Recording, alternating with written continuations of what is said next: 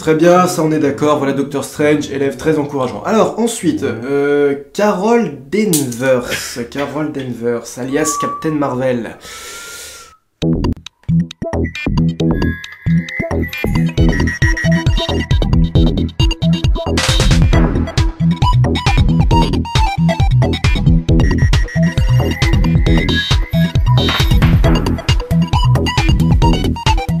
Alors salut à tous, c'est Pixay, on se retrouve pour le premier Marvel de cette année qui est un retour gagnant.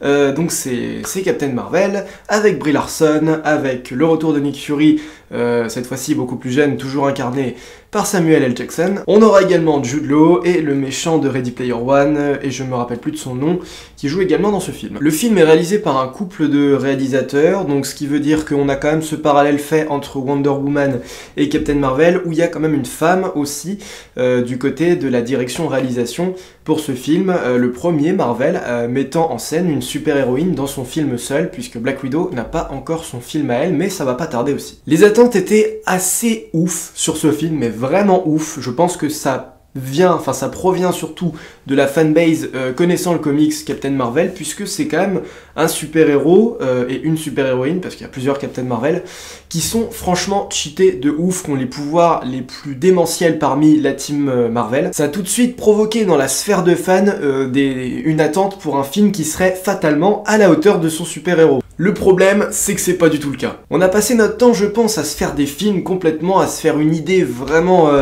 magique, vraiment cataclysmique du film, comme si ça allait vraiment lancer Avengers vraiment sur un rail déjà en or, quoi. Ça allait vraiment être purement badass, que ça allait complètement faire le lien entre les deux films et tout. On était vraiment parti sur un délire pas possible. Ce qui amène à un résultat dont je vais vous parler tout de suite, qui est fatalement décevant à l'arrivée, même s'il est relativement pas mal. Donc l'histoire de Captain Marvel, c'est l'histoire de Carol Danvers, une Kree qui est donc une espèce de combattante de l'Empire Kree dans ce qui ressemble un peu à une espèce de police galactique, où elle se réveille un jour avec des espèces de souvenirs, des trucs comme ça de son ancienne vie.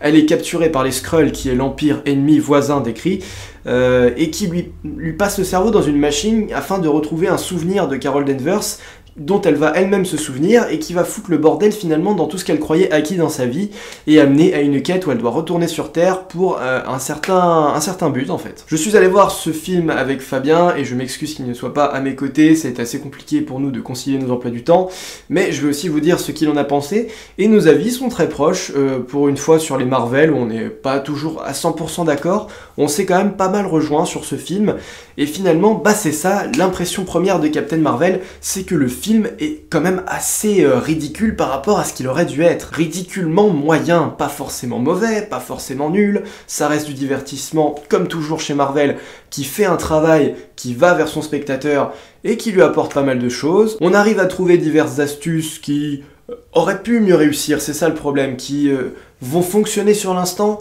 mais ne vont pas laisser beaucoup de traces du film après son visionnage. Car oui, Captain Marvel est vraiment un film qui est tout à fait oubliable, mais vraiment pas à rentrer dans les mémoires. C'est problématique, c'est une énième introduction de super-héros assez bateau, c'est un film formaté par un studio de fabrication à la chaîne. Ça pouvait pas être fantastique sur une héroïne comme Captain Marvel, de procéder de cette façon. C'est le cas de beaucoup de super-héros également. On a vu que la suite de Ant-Man était franchement loin d'être folle, et on a l'impression qu'ils étaient en vacances pour le budget, les idées, la création et le scénario. Mais là, franchement, avec Captain Marvel, je ne sais pas quel était le plan premier. Est-ce qu'ils n'avaient pas envie de faire un film trop gros pour que ça cannibalise un peu Avengers Endgame? Peut-être aussi, mais c'est quand même con justement alors de sortir Captain Marvel juste avant ce film, parce que ça n'a pas du tout d'incidence, ça n'a pas du tout d'impact, je trouve vraiment pas. Ouais, là pour le coup, le premier héros féminin de cette firme, il est absolument banal. Il y a juste une femme dans un costume, et elle est attachante, elle est sympathique, elle a une aventure et un passé qui construit le personnage, mais il n'y a pas du tout cette implantation du personnage, il n'y a pas du tout ce ressort qui va vraiment faire de Brie Larson et de Carol Danvers un personnage à part entière, tout à fait singulier, unique, duquel on retrouve des caractéristiques profondément héroïques et tout. Non, j'ai l'impression que c'est un peu un personnage assez générique. Et c'est aussi le cas de beaucoup des personnages secondaires, mais on va développer tout ça dans un instant. Nous sommes toujours en partie non spoil, donc rassurez-vous, pour l'instant on va rien dire. Et j'ai trouvé déjà que la qualité graphique du film, la qualité technique était assez moyenne. Là aussi c'est pareil, on n'a pas affaire à énormément de budget. J'ai regardé pas mal de critiques pour une fois avant de faire la mienne et je rejoins pas mal de gens. C'est là qu'on voit que les critiques s'accordent bien pour dire que le film est vraiment pas passionnant, est un peu long, parfois un peu ennuyeux, il est pas captivant, il nous sert des scènes et des passages qui sont censés être des éléments clés, mais c'est tellement pas assez bien mis en scène, c'est tellement pas assez bien filmé, pas assez constructif dans l'histoire que tous ces trucs-là en fait s'en retrouvent à moitié réussis, à moitié ratés. Enfin, on est vraiment dans le moyen, dans le 10 sur 20 total. Que ce soit les nouvelles planètes qu'on va rencontrer, le nouvel univers, tout ça c'est toujours assez sombre, c'est assez embrumé pour pas qu'on en découvre trop, pour pas qu'on pour pas qu'on explore cet univers et pour pas qu'on se casse le cul non plus à en créer un trop compliqué où on balance trop de budget. C'est un peu pareil aussi dans les combats, vu que cette héroïne est totalement cheatée, on n'a pas trop à s'emmerder, elle est jamais en danger, on n'a jamais peur pour elle. C'est tout un tas de problèmes qui font que la couche s'accumule et fait que on pourra jamais percer, ça va toujours rester en surface. La plupart des persos secondaires ne servent pas à grand chose, à commencer par Nick Fury qui est dans ce film un comic relief, c'est vraiment étrange, mais il a jamais ces passages de puissance absolue. Il va avoir franchement des passages où il se sert d'un personnage autre pour résoudre un problème, il va avoir des passages où il est juste là pour faire une blague, alors que tu t'attendais à une putain de baston, il va faire une blague et ça va désamorcer la baston. Et franchement, il est un sidekick vraiment pas utile à Captain Marvel. Il est juste là pour le fanservice, parce qu'il y a encore pas mal de fanservice dans ce film. Il est là pour introduire aussi, pour raconter l'histoire qui nous mène vers Endgame justement, où Nick Fury à la fin appelle Captain Marvel, mais c'est très très étrange parce que j'ai pas du tout affaire au Nick Fury que je connais. Alors certes il est plus jeune, mais même la blague qui va jusqu'à la fin quand il perd son œil, franchement c'est encore dans un registre pas du tout sérieux, pas du tout impactant pour l'histoire, vraiment pas légendaire. Qui n'amène rien de plus, et au final, si c'est pour apprendre tout un tas de travers et de différences sur ce personnage, je pense que j'aurais préféré rester dans le mystère et ne pas en savoir plus sur sa vie passée, enfin à la rigueur, enfin pas autant peut-être, parce que si c'est pour me balancer des trucs que je vais jeter à la poubelle juste après et qui m'ont pas servi, et qui vraiment sont restés en dehors du film, c'est pas tout à fait nécessaire. Bon, relevons quand même quelques points positifs. Je trouve que les effets spéciaux sont bons, le casting est sympa, le fanservice, même s'il est pas utile, je trouve il est quand même correct, il est bien, il fonctionne, ça fait plaisir de revoir Nick Fury et un autre personnage aussi dont je vais pas vous parler.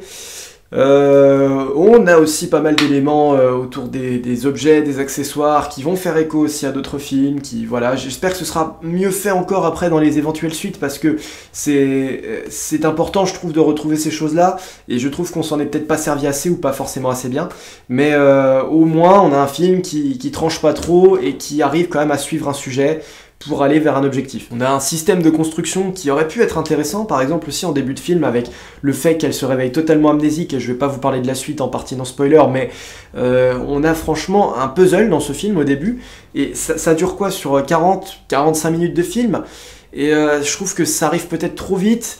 En fait ce puzzle, on voit le résultat bien avant qu'il soit achevé, c'est ça le problème, il n'y a pas du tout de surprise, il n'y a pas du tout de mystère à poser la dernière pièce et à tout comprendre d'un coup. Non, c'est à chaque fois qu'on pose une pièce, on te tease déjà un peu la suivante et du coup tu dis je sais déjà un peu vers quoi ça va se tourner, par rapport aux antagonistes du film aussi, je vous en reparlerai, par rapport à pas mal de choses. C'est assez balourd, je trouve dans la création c'est assez balourd, on n'arrive pas à mettre assez de subtilité et assez de suspense dans le film pour que on soit vraiment pris dans le jeu de construire la vie de Captain Marvel depuis le premier souvenir dont elle se souvient. Mais c'était quand même intéressant de fonctionner comme ça. Bon, après ça aurait pu mieux marcher encore une fois, c'est un élève qui vraiment se retient, n'a pas envie d'aller au bout de son année quoi. Et je pense que c'est là-dessus qu'on va passer en partie spoiler. Donc le film est moyen, ne vaut pas forcément le déplacement au cinéma, il est très bon pour un fan Marvel, il est très appétissant, voilà, mais il reste pas.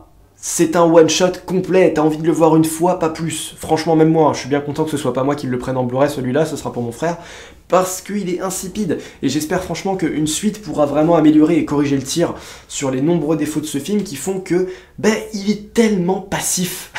Il est franchement pas assez perturbant, assez impactant, et ça j'ai déjà suffisamment dit, je vois pas ce qu'on peut faire de plus. Partie spoiler. Le seul truc vraiment badass que j'ai trouvé dans ce film, c'est le retournement de situation vers les Skrulls, mais qui là aussi était un peu teasé de façon balourde. À chaque fois au début qu'on voyait les Skrulls en personnages maléfiques et vraiment diaboliques, bah ils avaient l'air cons. Ils avaient des têtes un petit peu cartoonesques, ils étaient pas toujours sérieux. À un moment, oh vous avez vu, vous l'avez touché, refaites-le, j'ai envie de voir ce que ça fait. C'est drôle, enfin, les méchants ne réagissent pas comme ça, c'est un peu pareil au début quand ils prennent l'apparence des humains, chose assez pas mal foutue aussi dans le film. À un moment, il y en a deux qui prennent la même apparence humaine et ils se regardent en mode « Non, celle-là elle est pour moi !» Et tu comprends dès le début que ces ennemis ont pas quelque chose de naturel, donc faire un plot twist sur eux, ça marche, mais ne pas le révéler trop tôt, c'est mieux. Non, voilà, c'est un peu le problème. Ensuite, par rapport aux autres trucs, bah, Jude Law qui est le méchant, ça fonctionnait un peu mieux, mais c'est pareil, Jude Law il est toujours antipathique, il est vraiment froid dans ce film, et je trouve que c'est pas son meilleur rôle du tout, et ça tisse forcément le fait qu'il peut y avoir une potentielle trahison dès le début, enfin je veux dire, on fait nos hypothèses nous-mêmes, et elle était pas bien cachée très loin dans mon cerveau, cette hypothèse de se dire que bah, Jude Law fait pas forcément partie des gentils, s'il ne fait peut-être pas forcément partie des méchants non plus. En l'occurrence si, mais c'est pas comme ça que j'y pensais.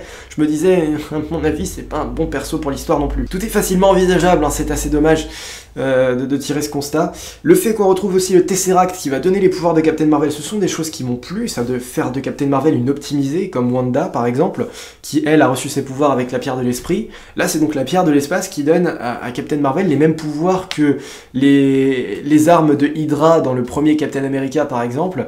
C'est pas mal, c'est plutôt bien introduit. Maintenant, il faudrait peut-être aussi, mais ça je pense pas que j'aurai la réponse, qu'on m'explique pourquoi le Tesseract a été chouré par Wendy Lawson, je crois que c'est ça son prénom, parce que c'était le Shield qui était censé l'avoir. Donc Nick Fury aurait dû se rendre compte qu'on a pété le Tesseract, que c'est une Kree qui lui a pété le Tesseract, afin de construire un moteur pour que les Skrulls puissent se sauver loin de la domination des Kree. Côté fanservice aussi, chose que je ne pouvais pas vous dire en partie no spoil, c'est qu'on retrouve Ronan l'accusateur, qui, je sais même pas si c'est le même acteur qui le joue, là aussi beaucoup plus jeune dans l'histoire, ce qui peut justifier un changement d'apparence, mais qui se pisse dessus littéralement quand Captain Marvel arrive devant lui. Il manque une baston, franchement, de climax dans ce film, une baston où on a franchement la scène épique et culte du film. Il y en a pas. Il n'y a pas de scène culte. C'est à ça qu'on reconnaît qu'un film est mauvais ou est juste en surface, c'est quand ça se réveille jamais, c'est quand on n'a jamais ce moment fou. Musique, c'est pareil, côté musique, on est franchement dans quelque chose dont on se fout assez royalement. Je ne soulève pas de thème impressionnant, il y a juste un moment, des petits passages de thème Avengers vers la fin du film qui vont éclaircir un peu l'esprit et donner un peu du corps, mais c'est balourd. C'est pas assez impactant. Un film qui manque d'impact à tel point que ça en devient juste gênant. Juste un scénario qui fonctionne bien, on a une héroïne qui fait son taf, et puis c'est un peu tout, quoi. Tout ça pour ça, franchement, juste pour... parce qu'on a l'impression que c'était nécessaire de faire ça juste avant Avengers Endgame, c'est pas forcément le résultat que j'attendais, et ça peut pas forcément avoir le meilleur retour positif de ma part à fonctionner comme ça. Je pense après coup que c'est un film qui aurait tellement plus de punch et tellement plus d'intérêt après Endgame, qu'on la voit d'abord tout défoncer et qu'après on s'intéresse à sa vie, parce que là j'ai pas eu le temps de m'attacher suffisamment au personnage, j'ai pas eu le temps de comprendre vraiment comment elle fonctionnait, à peine d'où elle venait, mais c'est pareil, le jeu de Brie Larson est franchement assez continu dans le film, il n'y a pas beaucoup de scènes qui se démarquent, où elle va franchement se lâcher à un jeu tout à fait différent, tout à fait honnête, impressionnant.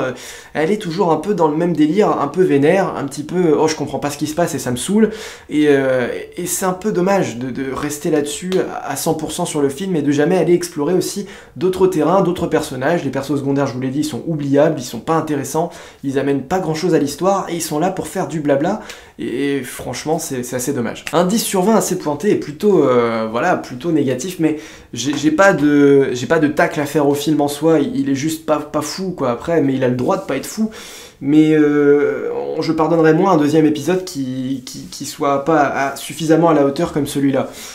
Mais voilà, c'est pas un film qui allait vers moi, c'est un film assez petit, voilà, et Fabien était d'accord avec moi, lui a dit qu'il avait pas été assez impressionné, que c'était pas, franchement, c'était pas assez formidable pour nous, même pour nous des fans de Marvel, tout ça. Non, ça manque d'un petit quelque chose, de même beaucoup de choses quand on fait le bilan, et voilà le résultat de Captain Marvel. Merci à vous d'avoir suivi cette critique, on se retrouve bientôt pour d'autres critiques, pour d'autres vidéos, alors je vous dis à la prochaine, salut à tous, et bye bye.